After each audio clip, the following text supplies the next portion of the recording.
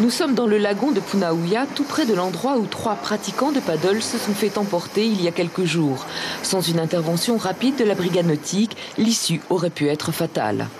Le problème, c'est que l'absence de balisage et l'absence de connaissance des plaisanciers font qu'ils se mettent eux-mêmes en danger en s'approchant trop près du récif lorsque la houle est montée derrière, comme ça s'est passé vendredi dernier. Voilà.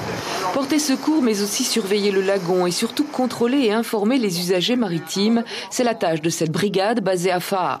5 gendarmes au total, tous plongeurs de haut niveau, formés pour intervenir et enquêter sur tout accident en mer.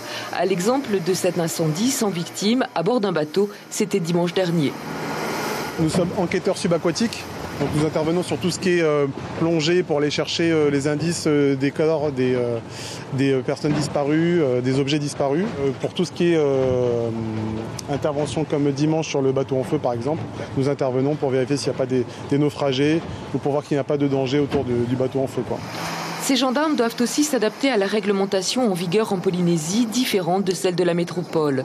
Depuis quelques années, notamment avec l'arrivée des scooters de mer, ils ont dû renforcer leur vigilance. Nous avons une intervention pour un véhicule nautique à moteur la semaine dernière, un moniteur qui a eu un accident grave dans une randonnée, dans un convoi de véhicules nautiques à moteur. Il est actuellement entre la vie et la mort.